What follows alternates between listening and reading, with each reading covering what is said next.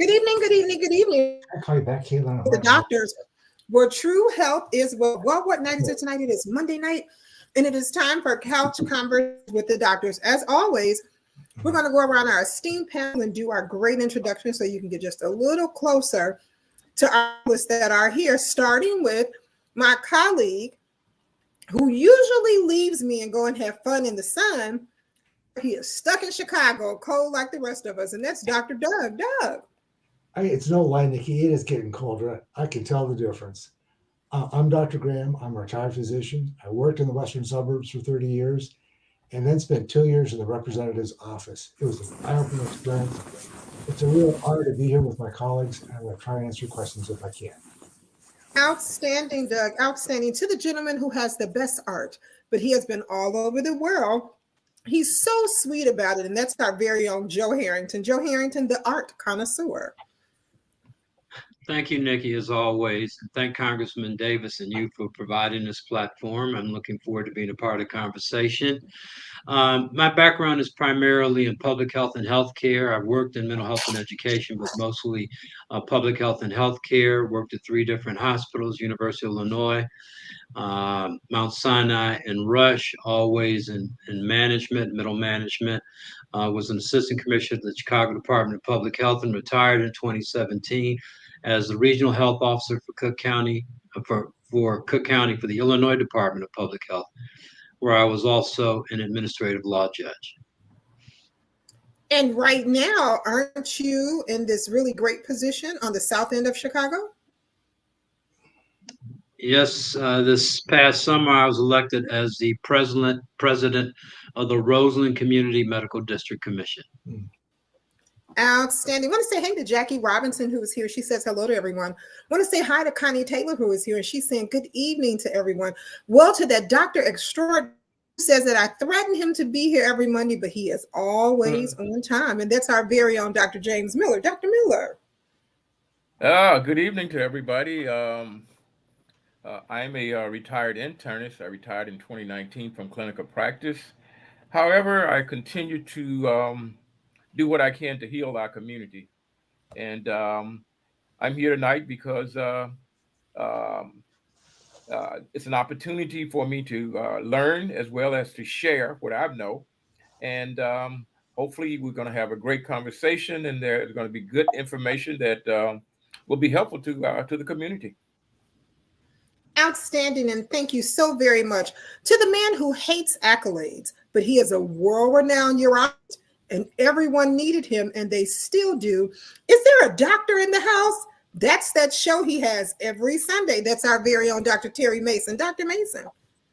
Thank you, Nikki, for that warm and kind introduction. I'm always honored to be on the show with my esteemed colleagues, and it's my hope and intention that we will be able to give you some information about some things you didn't know, or maybe clear up something you didn't quite understand, so that we can all move forward with better and healthier lives.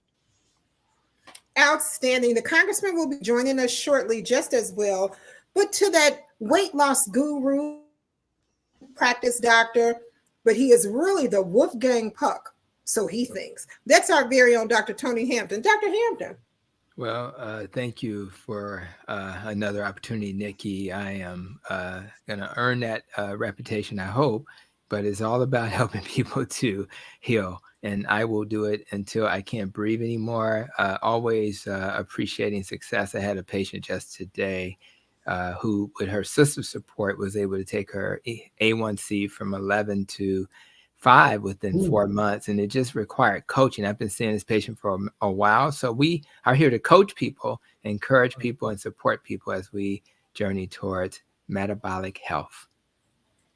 Outstanding. I want to say hey to Cindy, who's here. Cindy says hello to Dr. Hampton. To the say hello to all the brilliant physicians. This should be an awesome live stream. To Orlando that's here that says cut rotator cuff. Can rotator cuffs heals without surgery? We'll get back to that and maybe try to get to your question before the end of the day. And of course, Nellie Purnell King is here with us, and she says good evening to everyone who is here. Well, you know what, Tony, I have some competition for you tonight. Can you believe it? Our special guest may be day, but he thinks he's a chef at night. From what I heard a rumor that he makes the best.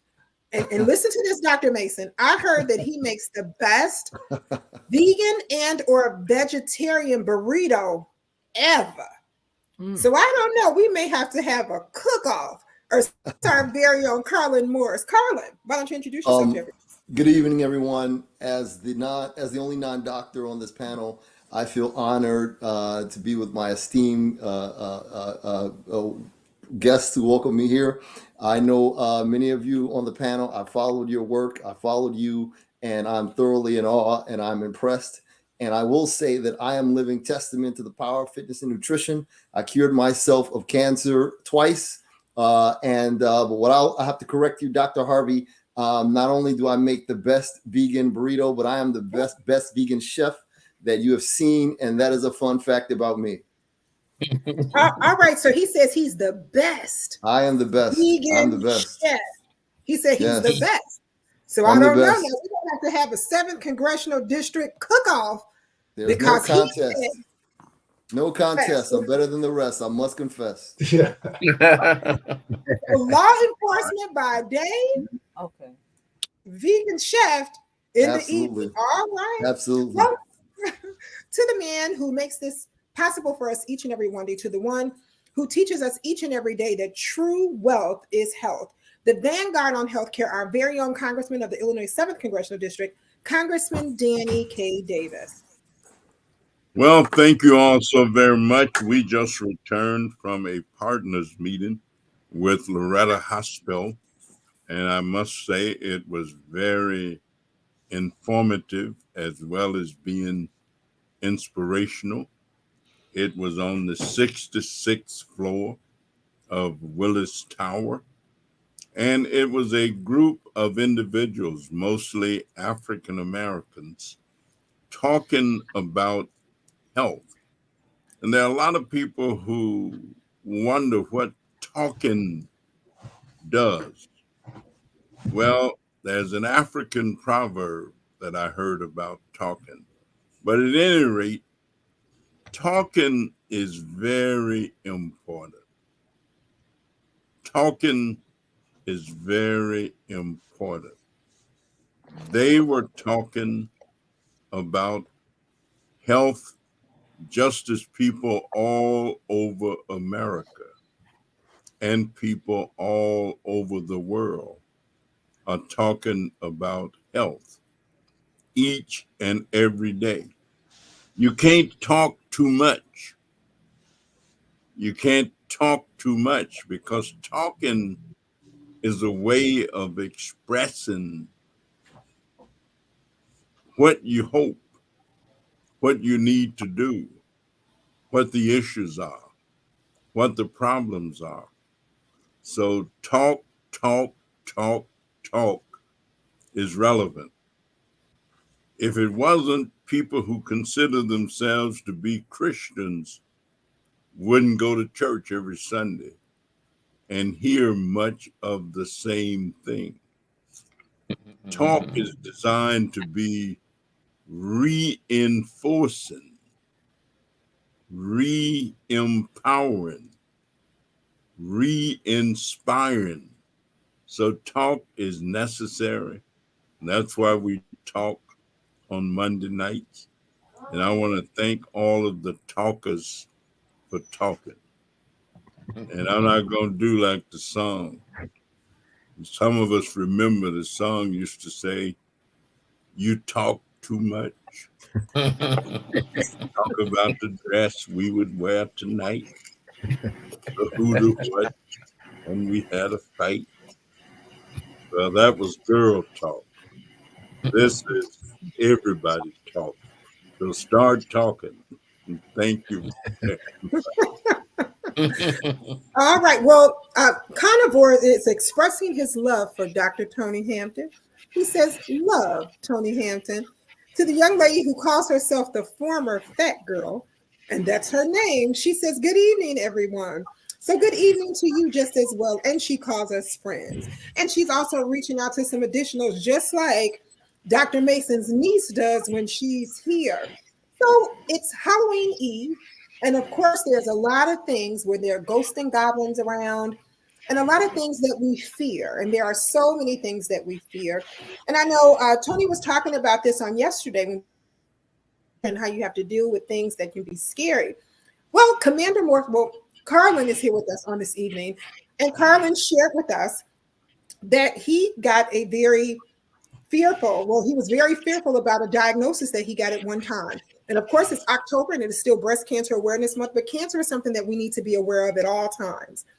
And Carlin is going to share with us how he received a diagnosis for cancer and he didn't fear it. He actually fought it. So let's talk to the survivor. Thank you very much. I have to make a correction on my part. I said that I beat cancer twice. I actually did beat it twice, but I cured myself once, and that was after a reoccurrence. But let's flash back to 2012. I would say, well, really since about 2009, I had trouble sleeping. I've Hey been guys, let's real quick. Let's mute everybody so we can get the background noise away. Thank you. I just wanted to say that real quick. Thank you. I've been a lifelong fitness enthusiast and big workout person. I drank a lot of protein shakes, drank a lot of milk, ate a lot of animal products in order to achieve a certain level of visual fitness, I would say. And suddenly I had trouble sleeping. My eyes were red and they would never clear up. I had trouble focusing and concentrating at work. It took me 3 cups of coffee just to get out of the bed. But I only can sleep an hour at a time. I went to the doctor for about 3 years. Doc, something's wrong with me. Please, you got to figure this out. He didn't know. He did do a digital prostate examination. He said, "Wow, you have the largest prostate that I've ever seen." But that's as far as it went. What I now know was that it was inflammation of the prostate, and it was precancerous. And a lot of cancers, they show their, I guess the beginning of the cancer, and that was mine. Fast forward 3 years prior, it came to a head, and finally they did a biopsy. They determined that it was it was cancer, and they scheduled me to have surgery 2 months after the diagnosis. I was 39 years old at the time. I had the prostate cancer surgery. I was the second youngest patient at Northwestern Memorial Hospital. And when they removed the cancer, they said it was 10 times larger than what they thought it was. And if I waited any longer, it would have metastasized beyond the prostate, and it would have risked my life. So that happened to me in 2012. I began a plant-based, organic, whole food diet. I felt great. I looked great, lost a lot of weight, blah, blah, blah. And so about 2017, I decided, you know what, I'm feeling pretty good. And what did I do? I backslid. I began to eat a lot of animal products again, back to my old ways, my old diets. And lo and behold, I get diagnosed a second time. I go to the specialist. Now they've removed my prostate. So there's really, the cancer at that point was embedded in the prostate bed, meaning there was nothing that they could remove. And now would need either chemotherapy or radiation treatment as prescribed by the urologist. Went to his office. He said, "You know what? There's nothing we can do about this. There's no way you can be helped unless you get either the radiation initially first and then the chemotherapy." I said, "No, I'm not going to take that advice." And I urge everyone to take their doctor's advice. But this is just something that I knew about myself, that I could actually cure myself. And the second time I was able to do it. Today, I'm now cancer-free. I have a PSA level that's less than 0. And I am living testament that if you really eat in the ways that we were meant to eat, with no processed food and not this, I would say, this food-like substances that have been altered in chemical ways, that we all can have health outcomes that really allow us to live well into our later years. I'm at the current moment, I'm 52 years of age. I still work out 3 hours a day. I can still perform like I did when I was in my 30s. And it's not really about looks or aesthetics, but it's about my body moving and performing as it was designed by the good Lord. So that's the cliff notes for my story. Well, outstanding. And we are excited to know that you are doing better and that you are cancer-free. Thank you. How long have you been cancer-free? I've been cancer-free. I would say the second occurrence, that would be 5 years since it's now 2023, and I had the second diagnosis in 2018. Okay. Well, Dr. Mason, Dr. Hampton. I just like to Oh, let them Joe follow has up his with- hand up. So grab Oh, Joe I'm whenever you get a chance. Whenever you get a chance. Terry, whenever just Oh, grab okay. Joe when you're done. I was going to just ask him, what is his diet like now? I know he makes, and I got to talk to him about those great things he said. Yes. Dr. Mason, and I think I mentioned this to you last time we saw each other at Malcolm X. I actually met Dr. Mason about 2015? We were at a vegan fest in Lisle. It was you and Dr. Kim. I always say his name wrong. It's not Waters. It's Williams. Williams. Yes, Kim Williams, and you guys invited me to come on your show, and yet I never did. But we're here now, and so thank you for the invitation. So my diet now, I eat a 1 meal a day, high nutrient diet. I eat the rainbow of the most nutritious foods and foods that are anti-cancerous. So, and I could go on and on about some of the compounds I use, but I'll make it quick. I do have a vegan burrito that has black and red rice, walnuts, capers, arugula, broccoli, slaw. Also use nutritional yeast as well as brewer yeast. I use pinto beans, and I also use chopped garlic with onions and guacamole. And that's those foods. Some of them are sirtuin foods meant to retard the aging process by allowing for the telomeres to be lengthened. I'm sure you doctors are more than aware of that. You can teach me a lot about that. And also, I also have a large, it looks like a veggie shake, but it's really a blended salad. It's broccoli, cauliflower, kale, beets, what you would find, the nutritional vegetables and fruits on the spectrum. I use low glycemic fruits like blackberries, raspberries, and blueberries. Blueberries and blackberries bring anti-cancerous, and I blend all this stuff, and then I meal prep at the beginning of the week, and I freeze the shakes, and I take one each day. And then my last part of that meal would be a bowl of oatmeal with an array of nuts. And so I try to reduce my fasting level blood sugar, as the doctor mentioned, the A1C, because there's a lot of research, and you doctors are more than aware that that dementia and the diseases of the brain, a lot of that is caused by inflammation brought on by high blood sugar levels. Type diabetes 3 is what they're calling neuroinflammation, and I'm looking to avoid that as I get older, move on in life. Joe?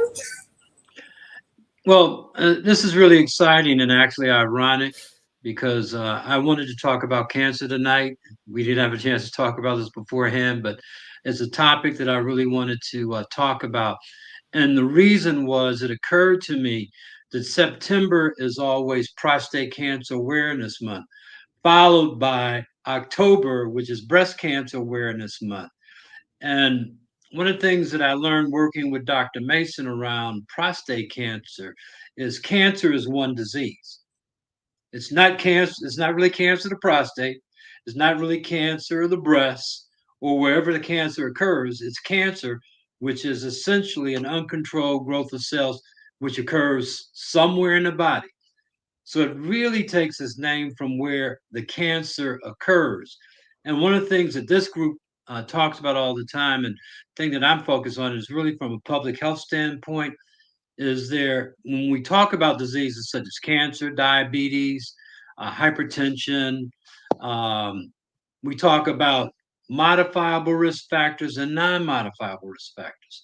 There's some risk factors you have, regardless of what disease it is or chronic condition, that you can't change.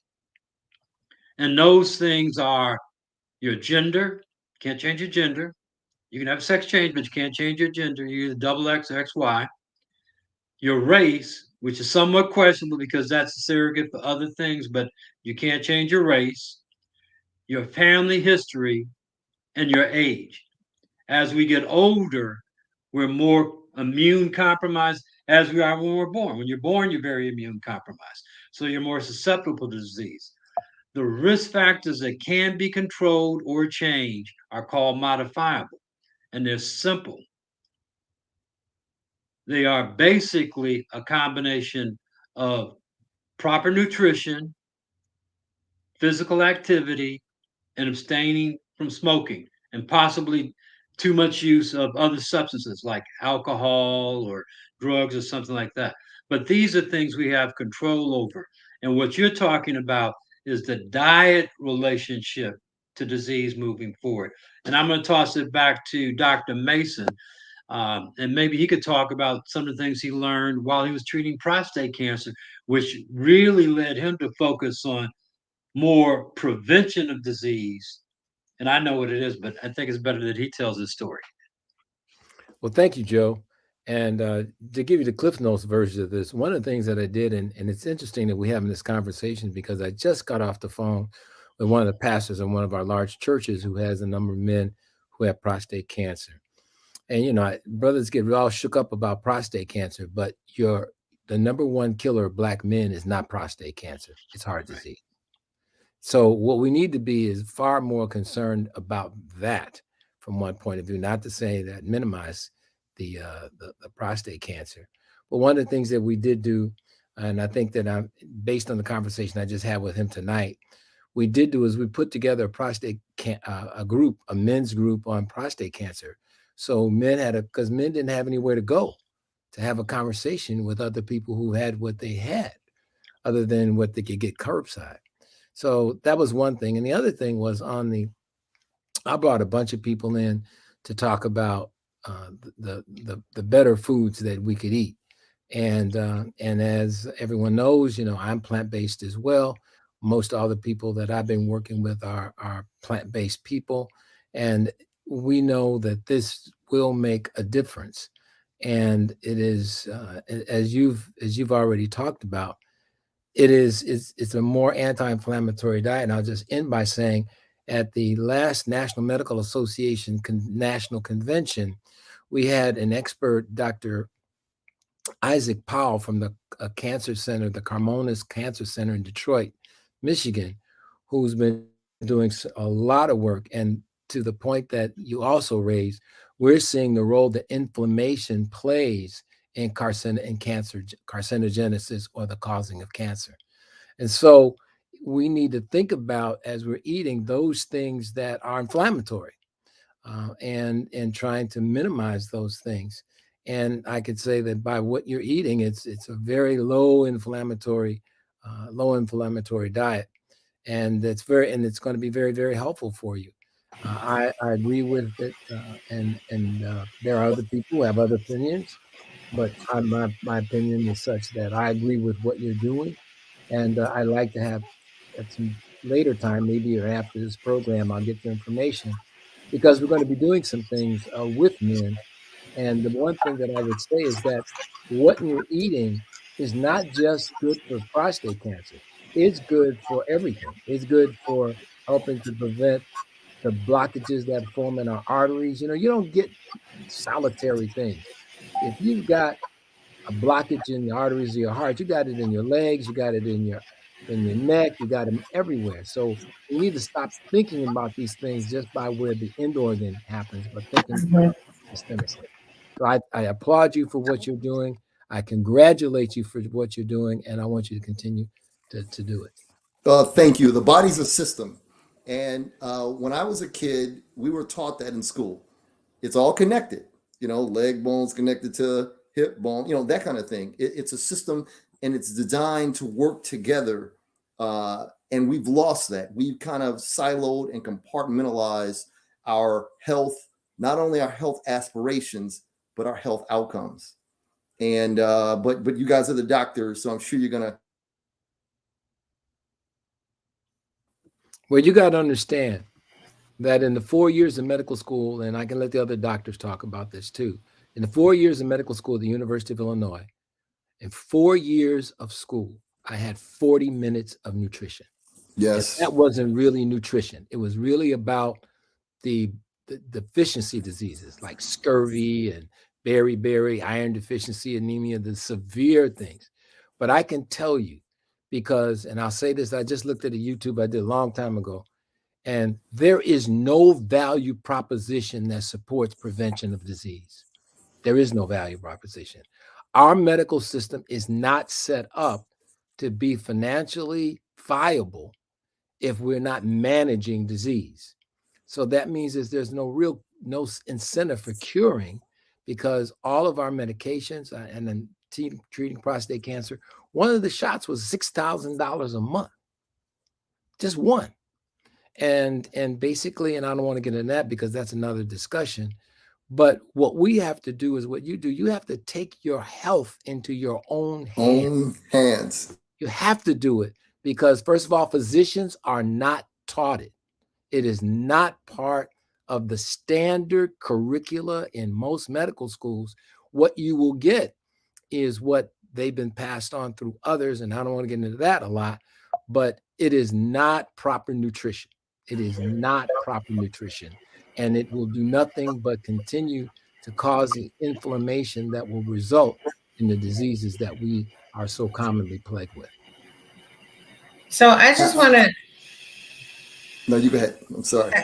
I just want to chime in and ask a couple of questions. Well, I don't know if it's Sunni or Sunny says, I'm hearing some common threads between vegan and carnivore. These are elimination of processed foods, lowering blood sugar levels and inflammation. Another thing, these are both elimination diets. Okay.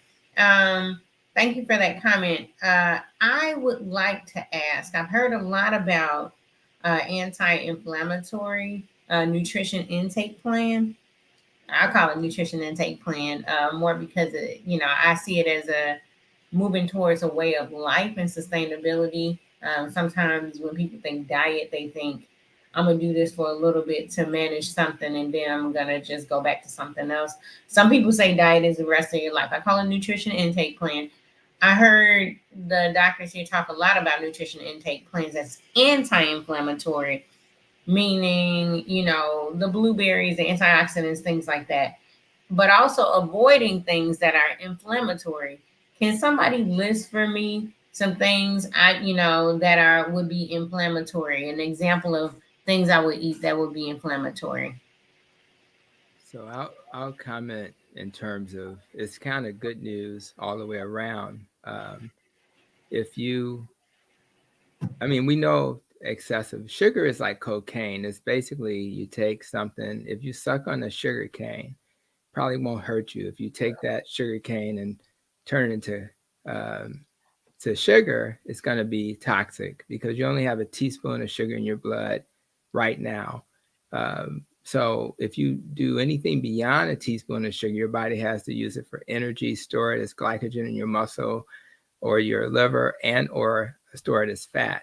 So, and all that fat is going to be inflammatory. That extra sugar is going to cause what we call glycation. And the glycation is when you combine the sugar with other things like protein and other bodily substances, and it's going to cause inflammation. So sugar is the first thing. Processed food is a broad category, but processed food in general is inflammatory. So we should avoid, we should cook at home and eat food that's at home. Seed oils like, corn and soy, all of those. If you look at the vegetable label, it won't say, they didn't take a vegetable and turn it into oil. They took soy is the number one thing you'll see on vegetable oil. And they took a seed and processed it to death and turned it into an oil. That processing process is inflammatory. You do not have to process an olive, avocado, a coconut. You just cold press it and you get an oil. That's a way better way of doing things. So, alcohol is a toxin. It's okay to periodically consume alcohol, but your body considers it a toxin. And when you, due to the principle of oxidative priority, it's going to process that fuel first, and everything else is at the end. And the last thing it processes, the fifth thing on the oxidative priority scale, is fat. So if you're trying to lose weight, you shouldn't be surprised that the guys watching the Bears games have big bellies, because that alcohol leads to not processing, breaking down the fat. But the good news is this: when it comes to how we approach diet, it is clear that if you look for some observational studies about cancer, you will see some that says plant-based is okay. But if you look for keto, you will also see studies that show keto works. So the good news is that you can actually do it both ways. And I'm going to tell you why I believe that's true. Cancer has always been thought of as being a genetic disease, right? But I think it's more of a lifestyle disease. And what I love about that is if I can control the lifestyle, some of the stuff that was mentioned by Joseph, then I can mitigate my risk even better than just saying my genes and I have to make sure I don't have mutations and things like that. The problem with our current treatment model is that many tumors are not responsive to chemotherapy and radiation. Now, if you have a localized tumor and it's not spread and you can just carve out that tumor, surgery, chemo, and radiation are great. But what people don't understand about cancer is that our treatment is towards the fast, rapidly growing cells. But cancer cells had to start, everybody has a mama, right? So the cancer cells had stem cells from which they began. Oh, by the way, those are not fast growing cells. So those stem cells that we never removed if it had spread elsewhere are the cells that we need to target. So conventional treatment, unfortunately, does not do a great job dealing with those stem cells. That's why we have to think about lifestyle, because there are things you can take. I actually had a great guest, Dr. Merrick, who is a gentleman who did the research on what's the best way you can support people to prevent cancer and or to treat cancer. I'm just talking about adding supplements. And one of the things that was on the list was diet. Now, of course, you can absolutely, if you stop eating the standard American diet and you go plant-based, or if you go carnivore, as that comment suggested, you're going to eliminate a lot of inflammation. It's hard to understand in your brain how eating meat eliminates inflammation. But if you do a clean diet where you eliminate the processed foods, you're not eating a burger, but you're just eating a ribeye and you didn't, char it to death and you cooked it properly. That type of diet can actually work because you eliminate all the other garbage in your diet. I do not eat potato chips and all of the things that we think of as garbage. So if my ribeye is going to kill me, I'm in trouble, right? Because that's what I eat. Now, having said that, there are some supplements, and I'll share some of this in the comments that Dr. Merrick and his colleagues found. Things like for prevention, vitamin D, omega-3, green tea, melatonin, and they even repurpose metformin, which is a drug, for that purpose. And then when it comes to people who are diagnosed, he recommends this ideal of reduce the sugar, right? So I tend to do that via low carb. When I heard Carlin speak about it, he said low glycemic fruit, right? And he's right. If you eat berries, that's a better way to eat. They have antioxidants and things like that in them. But at the end of the day, low glycemic foods are the way to go, because we know something through a process called the Warburg. Dr. Warburg won a Nobel Peace Prize when he discovered that the primary fuel source for cancer is glucose. So wouldn't it then be logical to have a diet that reduces glucose in your diet? So that doesn't mean you can't eat anything that turns into glucose, but that principle that cancer cells thrive in an environment where there's a lot of glucose is the Warburg effect. And so my big message to the crew, and I'll share some resources. I did a great podcast. It was a Cancer 101 class, and we gave all the supplements that people should consider for prevention and supplements people should consider for treatment while they're being treated. And as you'll notice, that some of these supplements are plant-based things. So even though I'm more of a carnivore, I'm okay with turmeric, and I'm okay with berberine, and I'm okay with green tea. Those things have absolutely been proven to be effective. But how you get to your goal from a dietary perspective may vary. So I know Halloween is scary, and I just don't want meat to be so scary when we have randomized controlled trials showing that could be a way. So I think as you think about what you want to do to achieve optimal health, be aware that there are a couple of ways to get there, but the key message tonight should be reduce inflammation. And if you reduce inflammation, you'll create an environment in your body where you're less likely to irritate those cells, which then can turn into cancer cells. Well, I think Maya is going to be reducing some inflammation because she wants Carlin to know, boom, I got that recipe. And she has posted it over social media 3 times that, boom, she got that recipe. And those are her exact words, BOOM, got the recipe. Stephen Michael is here. He says, good evening to everyone. I'm sorry, Dr. Maya, go right ahead. I didn't know. Oh, so every time I post is posting 3 times. I'm so sorry, you all. But No, I it's also okay. just posted, Dr. Hampton mentioned 1 teaspoon of sugar is all kind of our body's meant to hold at one time. Everything else needs to be stored or processed immediately.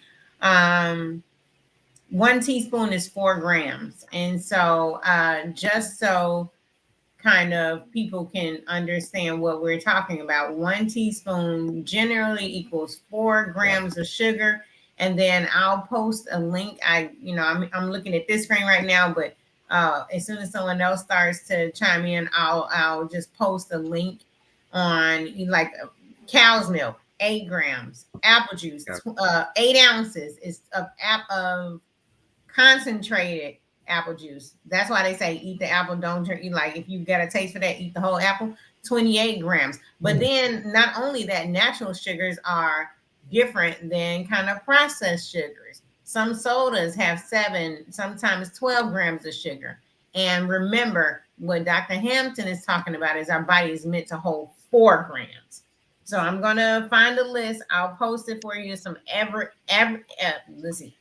everyday stuff that we're taking in that's more than 4 grams of processed sugar, just so you can kind of have a reference. Also, check the little nutrition guide on the back of the packaging. Okay. Yeah, very quickly. I just Let- want to add to what Dr. Maya said. There's such a thing as hidden salt, hidden sodium, and hidden sugar. And so that's why you need to read labels, because some of these things you might not pick up. But what people don't know is salt is basically sodium, and sodium is used as a preservative. So anything in a box, a can, or a carton has added sodium just to keep the shelf life up. So a lot of things you need to be careful of. A key takeaway is important to have the whole fruit. For those listening, I'm a law enforcement senior officer in a local agency, and many citizens complain about food deserts, not having access to those healthy foods.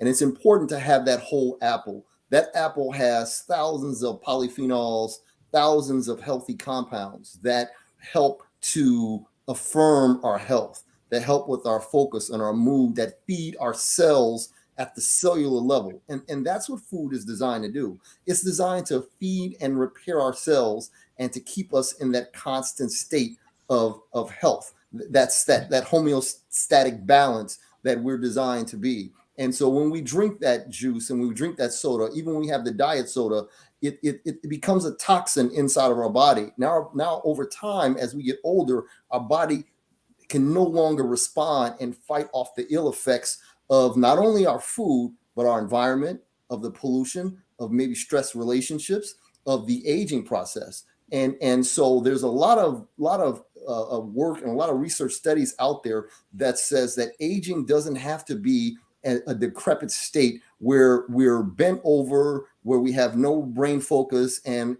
everything hurts.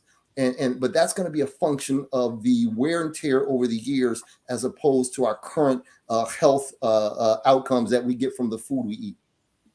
So Sherry Johnson says hello, and Wonderfully Made says, hi, I'm a 4-year breast cancer survivor. Dr. Hampton is my primary care physician. He's always educating me on inflammation and trying to assist me on eating healthier. You know, Nellie King is saying amen to the conversation that you're having. Barbara Ivory says, should we continue taking insulin if your A1C is 5 and your glucose is below 110 daily? And we'll come back. We'll come right back to that question, and someone will answer it. It says, how come doctors don't refer diet care to a nutritionist. I understand that our system yet set up like that, but why do they assign one in the hospital? Barbara Ivy talks about taking sea moss to help her digest her digestive problems and her inflammation after 8 months, and she can truly say this. And this has been scheduled. We have a question from someone who wants to stay anonymous, who asked, can inflammation cause stress and also to our group that watches at the core center who is working. They are working, they're just walking past the big monitor, watching couch conversations. They wanted to thank Dr. Meyer for bringing up the fact of how many grams is in 1 teaspoon of sugar. And they want to show you how you eat. They said if you have a sandwich, a box sandwich lunch from if you have a box sandwich lunch from one of your favorite vendors, we will not say a name. So you've had a sandwich, a bag of chips, they give you a cookie in the box and a deed. So I guess they're talking about the bread with sugar, everything that's white and everything that's processed. You had some things you wanted to share? I just wanted to add, were you talking to me? Yes, sir. Yeah. Well, I just want to add a couple of things.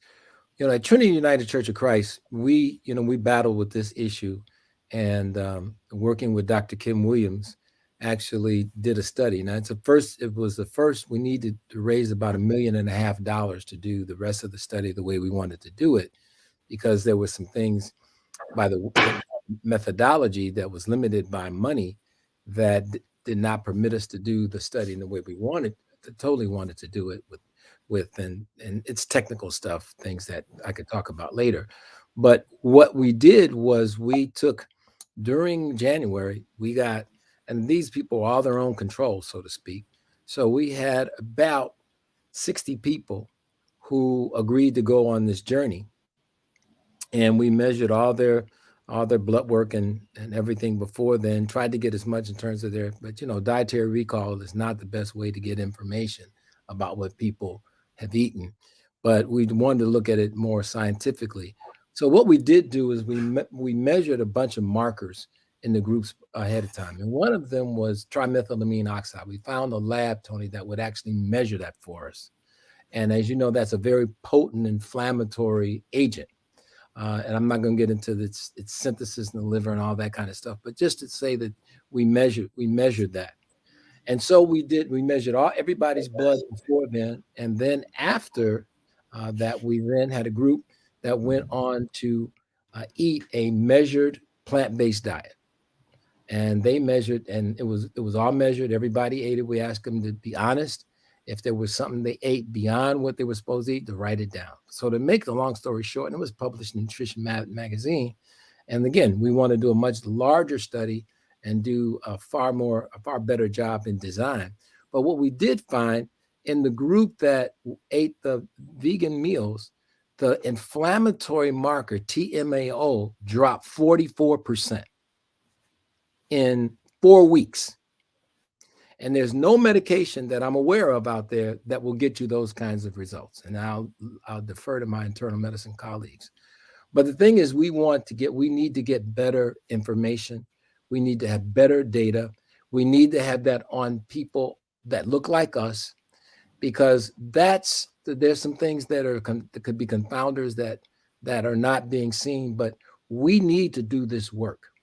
And we're still working on trying to raise $1.5 million to do this study in the way that it needs to be done.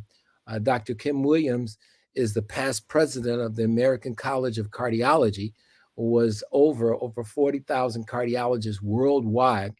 And he's now the current chairman of the Department of Medicine in Louisville.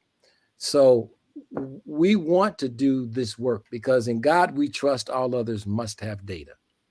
So we want to make sure that we get the data to back up what we're talking about, and to end the debates, because there are a lot of things that are done where we have some evidence, but we want to be absolutely sure. And there are ways that we can look at this. This young man did his N of 1 study looking at these. We didn't get a chance to look at his markers before and after, but certainly this is something that we need to do. And certainly, though it's going to be difficult to get the feds to help us to do this, and Colin Campbell can tell you a lot about that. But it is important, and we need to do it for our community, and we need to raise this money to do a properly controlled study with a crossover, which means that we're going to move some people over to what is being called the Mediterranean diet to just see the difference. So it's really trying to answer the question once and for all, because everybody has opinions. But opinions are like another part of our anatomy. Everybody's got one. So we want to make sure that we have the facts. And for those of us who are trying, and I've got my own personal story, but N01 is not what makes it. You can do well on eating some bad stuff. And I agree. And Tony mentioned Dr.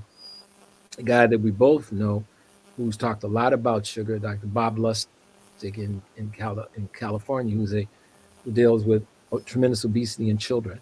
And we know that these foods that we're eating, if it doesn't come straight out of the ground or straight from walking on the ground, we don't know its history.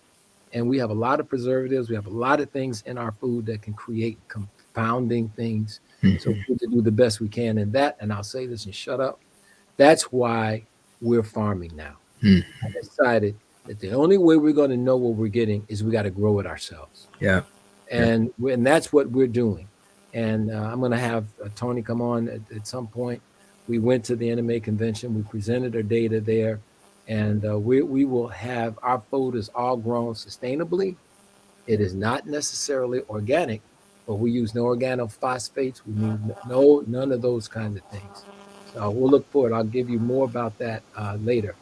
And even every number of people here, including our congressman, has been a part of our farm for some time, and we want to do more of that. And I think that we as adults really need to grow our own food. And if you look at these movies, just to see how our beef is being raised, our chickens are being raised, what we're doing, how we're using chemicals and a lot of this stuff, you'd be amazed. I'll stop right here. Yeah, I just want to chime in a little bit and say this. We often on this program talk about following the dollar. The things that Dr. Mason is talking about, it's great for people, but it doesn't make a lot of money for large corporations. The thing that Dr. Hampton is talking about, they're great for people. These preventative things are great for people, but they don't make money for corporations. So what we got to do is that we have to figure out a way to make certain that we can help the people to understand, because ultimately, each of us have to take charge of what goes into our bodies. Nobody else is stuffing anything into my mouth except for me. And I have to make certain that I'm putting the right things in there and that they're not about stuff that people are selling me just so that they can make money and not really concerned about how healthy I am or not, how long I'm going to live or or not. And so these are these are important things. The thing that Carlin talked about in terms of how his story and how he took charge of his body and has seen good results. And this is what we got to make certain that story and that the whole detail of what we need to do in terms of our healthcare practices. I'm not going to say the system because the system seems to be failing us very much. So our practices and those things that are going to help people to live longer, healthier, happier, more fulfilled lives, that they get that information. Because without that, they just don't stand a chance. Because the things that are thrown towards people to make them spend their money and make them invest in the wrong things is just large volumes, and it is coming so fast that you can't even really interpret it because it's just coming like that. And so I think that as we talk on this program, I think that we have to also figure out how else we can share this information with the people in our community, because that's what it's really about. And I'll just add this real quick. How can vegans and carnivores live in harmony? Well, you're kind of seeing it right here. I'm sitting right next to, or standing, or visually, you can see me next to Dr. Mason. And when we were at Malcolm X College recently, we were sitting right next to each other. So, and I want to live in a world where a plant-based person can live next to an animal-based person. And I'm going to tell you what I predict will happen when these studies occur. I think that they both, if you're comparing either diet to the standard American diet, the standard American diet has no chance. There's no chance. It has no chance. I don't care if it's Mediterranean, whatever. If you put it next to a standard American diet, we already know the winner. We're just doing it just to have something to do. I also predict that both, if you put a animal-based diet well done, like let's just say keto, for example, and it's not pseudo keto. A lot of the studies that come out, they'll say, well, keto is less than 100 carbs. Well, that's just not keto. It's got to be at the minimum less than 50. In the well-done studies by Verta Health and other places, they get it down to 30 grams of carbs a day. Now, if you do a well-done study and then you compare it to a well-formulated vegetarian or vegan, now you got a study. I predict in that situation, they both will improve the health of the people who eat those dietary patterns. The question becomes, what should the person then do when they have two diets that do a better job? Well, then you start doing that N of one. That's when you look in the mirror and say, what works best for me? When Dr. Hampton eats plants, he gets sick. So you wouldn't want Dr. Hampton to eat plants with his irritable bowel if he got sick from that. And I wouldn't want the plant-based person to eat a steak if they can't tolerate a steak.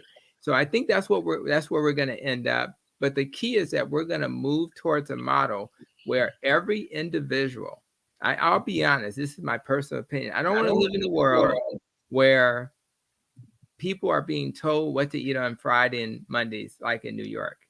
Because if I told them they had to only eat meat on those days, how would they feel? I want to live in a world where people have choice. They get information, and then they say, okay, based on this information, I need to test the hypothesis on myself. And then your body will be the best way to determine what's best for you. I think that's what America's about. I think that's what, but we shouldn't force people to do either. But we do want to have a dialogue. We do want to do more research. And then that way people will have something a little bit more substantial than the guy down the street telling them what they should eat. And I think that's why I'm really excited that we can be on the same platform, have slightly different approaches, but yet we're all really doing the same thing, trying to be metabolically healthy by reducing inflammation. If we do that, then more people won't have to, live with so-called chronic medical conditions. Yeah, I want to pick up on what Dr. Tony was saying, because he talked about the standard American diet, and he's talking about what's recommended as the standard American diet. The standard American diet is what people actually eat, and there's no consensus. But what we know, more meals are eating away from home than at home currently. So people have no idea of what they're eating because they're eating most of their meals someplace else. Most of those meals are prepared by someone else. A Pop-Tart is not food. It's not real food, but it is something that will get you through the day.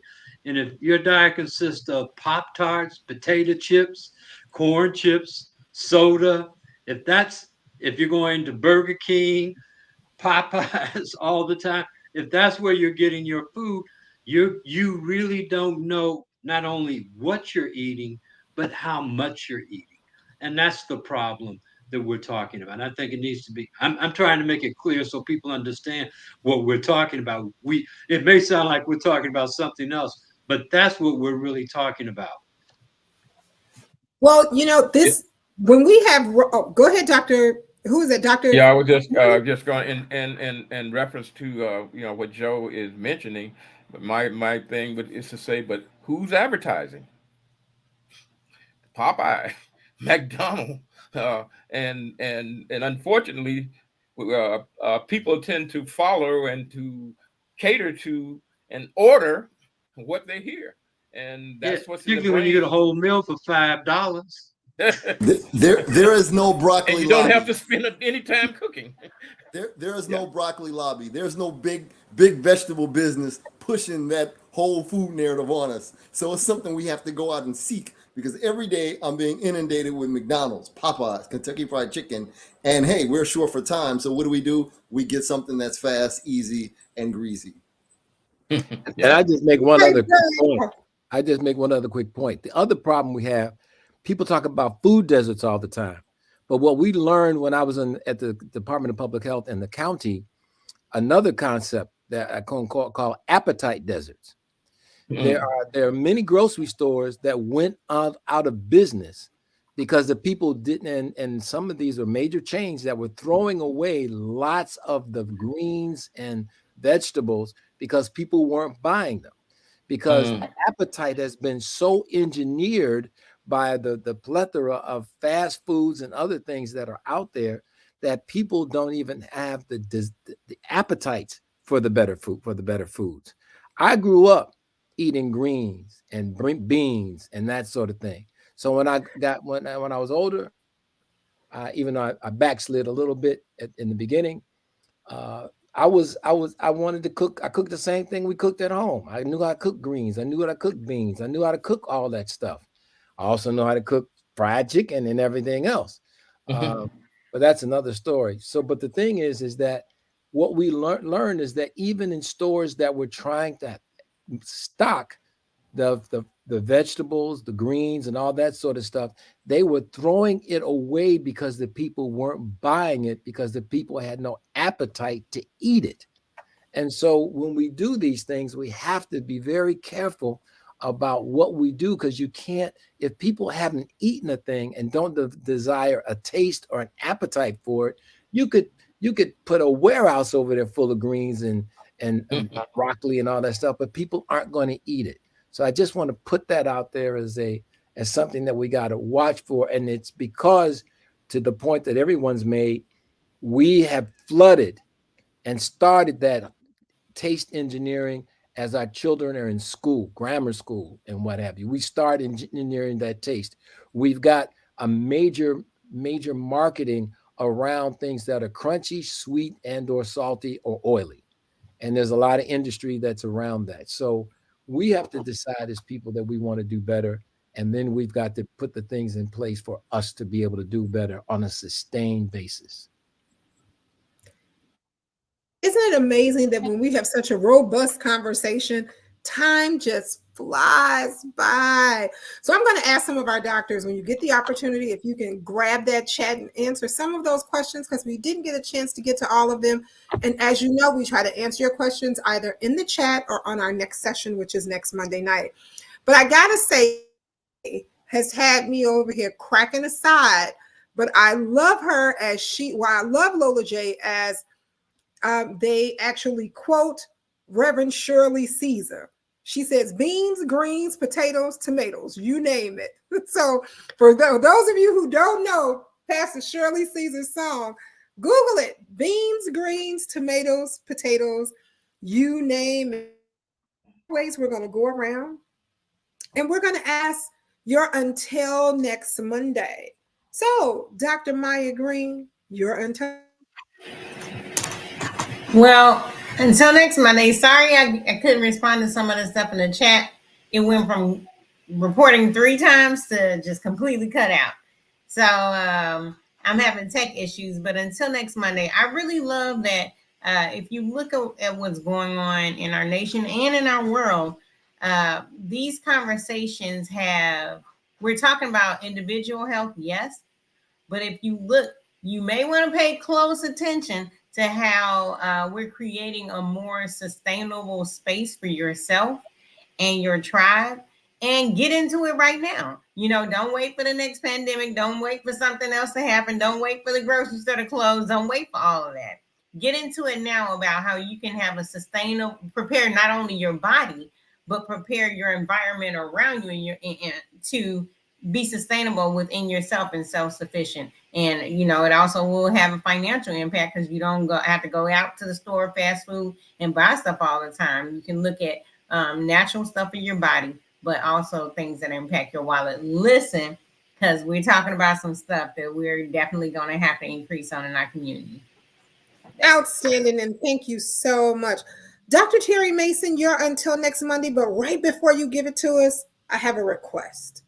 I haven't had good Crowder peas since my mother transitioned 26 years ago. I'm just wondering, can I get a pot of Crowder peas between you and Dr. Miller? Can a girl get a pot of Crowder peas? Well, I don't know how to cook those either. So I'll leave that up to Dr. Miller. But I do know how to And cook some some other okra. stuff. All right, But we'll say this. You know what, Nikki? I wish you had said this last Monday.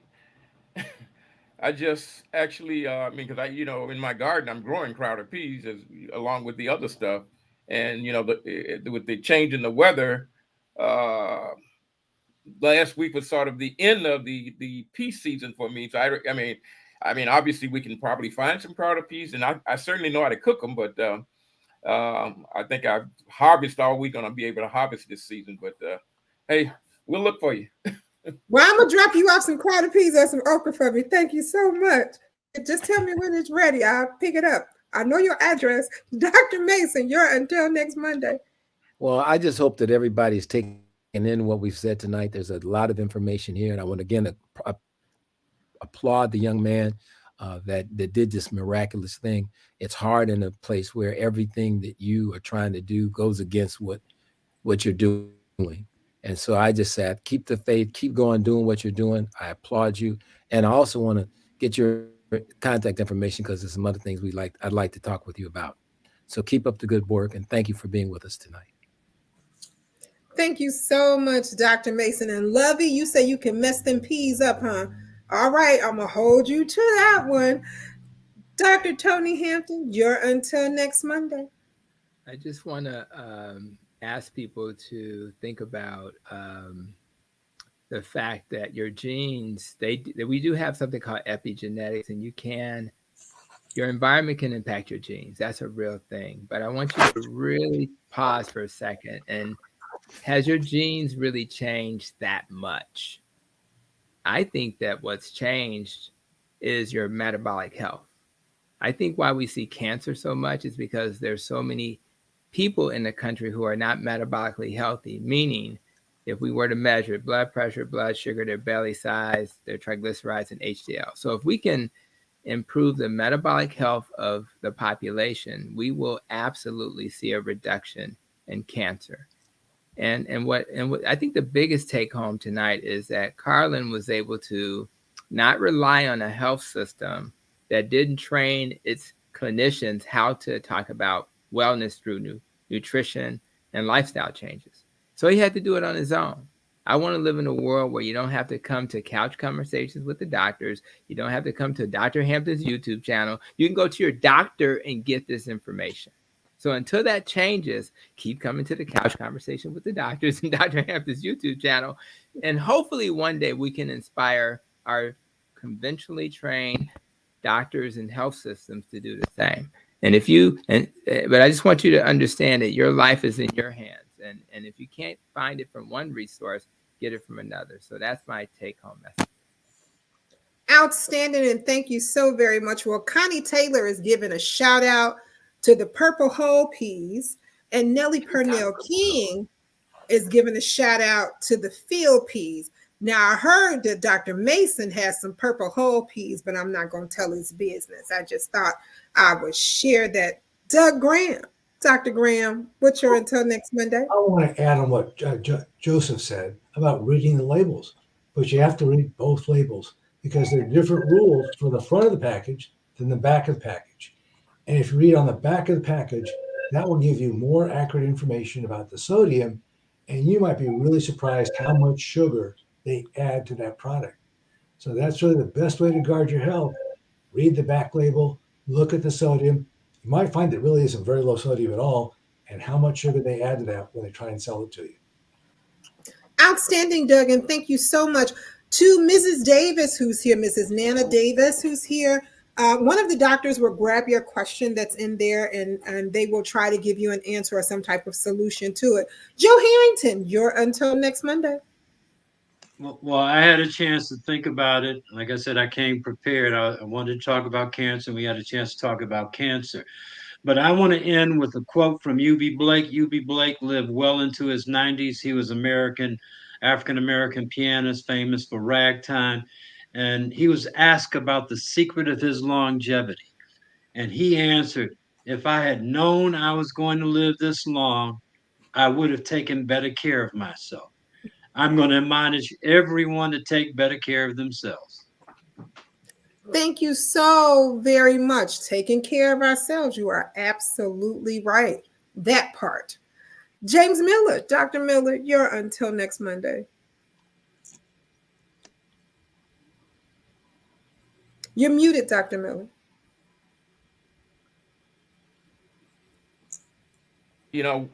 We're going to have to take charge of our lives, our behaviors, and our habits, and also understand what food, the purpose of food. I mean, it's for fuel, it's for nutrition. It is not for be, uh, because of taste. It is not uh, to serve as something that we use to party with. It is for nutrition. It is for fuel, and we have to make certain that we are doing that. One of the other things Dr. Mason was talking about is that appetite. That was one of my A's, my three important A's in terms of food and nutrition is number one, it has to be available. Number two, it has to be affordable. And number three, we have to create that appetite for the right things and make certain that we avoid those things that are harmful to us. So appetite for good food, so that it goes it will do what need to be done if we put it in the right place and avoid poisoning ourselves with the things that are harmful to us. Outstanding, and thank you so very much. Well, Carlin, thank you so much for being here with us on tonight. Thank you for sharing your story. Thank you for enlightening our viewers. And you have got to share your until next Monday. We usually share with our communities what we want them to think about and or do until next Monday that can be life-changing. So why don't you share yours? I'm going to make it quick. First of all, I feel horrible for Dr. Graham. I talk too much. You should have talked more. I'm sorry for dominating the conversation. Second of all, I'm just happy to be with many of these world-renowned professionals, these esteemed professionals, and thanks for having me. But the last thing is what Dr. Kim Williams said. He said, "I don't mind dying. I just don't want it to be my fault." So we should think about that when we consume the foods and we live our lives. It doesn't have to be our fault. All right, outstanding. Well, just want to make sure that you guys stay abreast of all the great things that our office has going on. I know that there's a mass email and text message that went out today to the constituents in the Illinois 7th Congressional District, sharing information with them about iLeap and what you need to do if you need that type of assistance. You know you can always give our office a call at 773-533-7. And that number is 773-533-7520. As always, I have to share that you want to be a part of the new and trendy things. So those new and trendy things is the new and trendy COVID test, COVID vaccine. So I want to remind you, if you haven't gotten your updated vaccine, make sure you go out and get it. It's new, it's trendy. I know you always want to be on the cutting edge. So make sure that you stop at your local physician, one of our FQHCs, one of our hospital outpatient clinics, and or your local pharmacy, and make sure that you update your COVID vaccine. It is getting cold out. Weather is changing. Make sure you get your flu vaccine just as well. Yep. And don't forget the shingles vaccine. Dr. Mason shared that with us on last week just as well. So just to remind you to make sure that all of your vaccines are up to date, and you can get them at an array of places. If you have any questions about that, you can also give our office a call and we can give you that information. Well, Congressman, take us home. Well, let me just say that the LIHEAP is the Low Income Energy Assistance Program.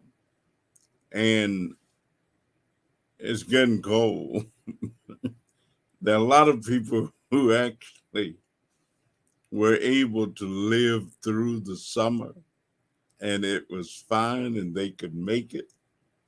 But I think a lot of people need that low income energy assistance program help that they can get. And the president just put some new money in that program the other day. So if you know any low-income people whose heat may be turned off, and that's really what it's all about. But the interesting thing is that every place I've been today, I've heard the same thing. Every place that I've been. Dr. Miller and I were at an urban farm this morning, something called the Urban Transformation Network. And of course, they grow vegetables and fish and a lot of other stuff just right over on Chicago Avenue. And we had all kinds of people there. And they were saying, the people from Aetna were saying the same thing that we've been saying. And then I went to the other place that I mentioned, and a corporate executive, a guy who deals with millions and millions and millions of dollars, and actually billions. And he was the keynote speaker at this. And he said the exact same thing, that no matter what it is that we're talking about, that everything begins with self, and that it's comes from the inside. And if you don't do anything in terms of self, you don't get any benefit from all of the other things that exist in the world and all of the other things that people are doing and talking about. And one place we went today, people were talking about how do you change things. I started my day with a national group of young people this morning and it was very good and very interesting. And at the end of the discussion, I asked them if they would tell me what they wanted their world to be, what was different. And they were saying the same things also. And they were obviously very intelligent, very bright. They were also a mixed group from different races and ethnic groups. And they were saying that they don't necessarily expect anybody else to change the world, but they want to see the world changed. And I suggested to them at the end of the discussion that those of us who were here now, and even those of us who may be in what is called leadership positions, are not going to reach the mark of the world becoming the world that we want. And much of it is going to be left up to them, that they will have the opportunity to finish or complete many of the things that have been started by others. And so I guess the real deal is when it gets down to the end of the road, it's really the individuals who have more responsibility for what happens to them, just as each one of us have more responsibilities for our being than anyone else. I think one philosopher said that if we were to kick the person in the behind who was the cause for most of our difficulties and problems, that we'd have trouble sitting down. Because when you get right down to it, nobody else is really responsible for what we do, especially if we know better. Then my mama used to say, if you know better, you will do better, or you ought to do better. And so health awareness, health education, health promotion, all of those things are going to help create the environment. And I said to the young people, please don't expect any additional money coming from the federal government right now. You know, the truth is the light, and the light is salvation. As a matter of fact, we're going to be fortunate if we pass a budget and don't shut the government down before the end of the year. We're going to be very fortunate if we don't do that. So where do we get the answers? The answers have to come from us. Where do we get the inspiration? The inspiration has to come from us.